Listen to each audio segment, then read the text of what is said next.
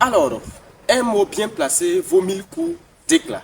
Très chers internautes, très chers phares inextinguibles de la réflexion intellectuelle, permettez-moi de vous souhaiter la bienvenue au Point Intellectuel. Bonsoir. Aujourd'hui, nous avons le grand plaisir d'accueillir M. Orville. M. Orville est un étudiant de la République du Bénin et un étudiant en sciences sociales. Monsieur Orville, soyez le bienvenu au Point Intellectuel. Je vous salue.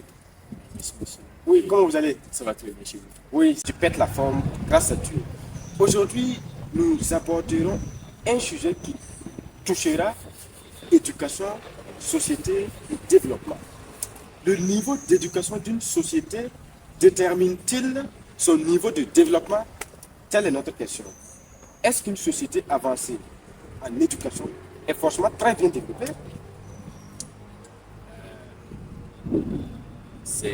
Ce sujet, c'est un sujet, j'avoue que ça fait polémique de nos jours. Tout à fait, ouais. Et pour aller sur de bonnes bases, je dirais que d'abord, le développement d'une société, c'est l'ensemble des conditions de vie d'une population, sur divers plans, au plan social, au plan culturel, Économique, notamment au plan économique. Et quant à l'éducation, elle permet d'acquérir à tout individu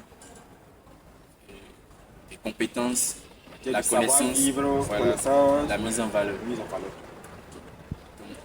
la question de savoir si le niveau d'éducation d'une société détermine son développement. Je crois que l'éducation n'est pas le seul facteur, pas le seul facteur permettant l'émergence d'une société. Donc là, nous pouvons dire que le niveau d'éducation d'une société ne détermine pas forcément. Voilà. C'est l'adverbe forcément ici ne détermine pas forcément son niveau de développement. Mais c'est quand même essentiel. Une société ne peut pas atteindre un certain niveau de développement, un niveau de développement époustouflant sans une bonne éducation.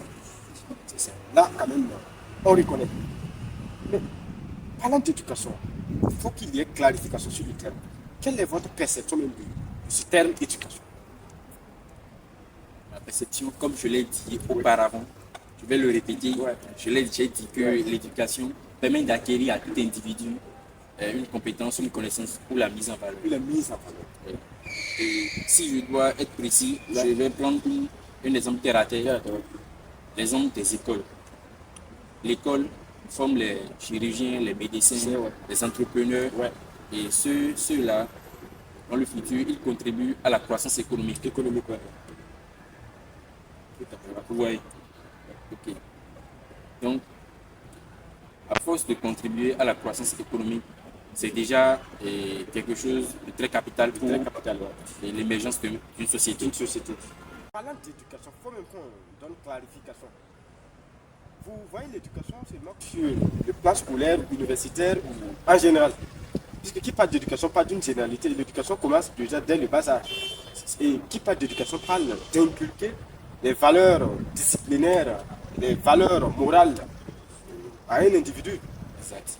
Pensez-vous que le fait d'inculquer les valeurs morales, les valeurs de discipline, de civisme à un individu, à tout un peuple, si ce peuple a ses valeurs de dignité, ses valeurs morales, est-ce que ce n'est pas un développement en quelque sorte? Je dirais que c'est un développement. C'est un développement. Mais d'une part, l'éducation, bien vrai, c'est un élément important dans le développement. Mais ça ne se résume pas seulement à l'éducation. Exact. Merci. Donc, je pense qu'on a trouvé un terrain d'attente et c'est le but même de l'échange, puisque c'est le partage des idées, voilà, essayer de faire des échanges constructifs. D'abord,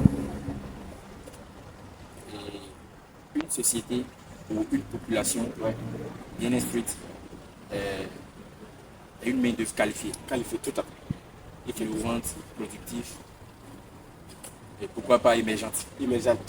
Effectivement, donc ça veut dire qu'il faut faire de telle sorte à ce que nos systèmes éducatifs puissent inculquer le nécessaire pour une main-d'œuvre qualifiée, la qualification. Un grand merci à vous Voilà. Un enfant conforme est un homme qu'on gagne. Voilà. Et Victor Hugo ajoutait que ouvrir une école, c'est fermer une prison, puisque la formation scolaire, l'éducation en général, disons, ça nous libère de l'ignorance, puisqu'on ne peut pas parler de développement lorsqu'il y a toujours l'ignorance. Un grand merci à vous. Nous sommes à terme de notre échange, un échange qui fut d'ailleurs fructueux. Nous remercions nos très chers followers. Merci de nous suivre et nous vous invitons à rejoindre vos voix à la mienne pour remercier le très cher invité, M. Orville. Merci d'être passé et nous attendons également les opinions des followers. Merci.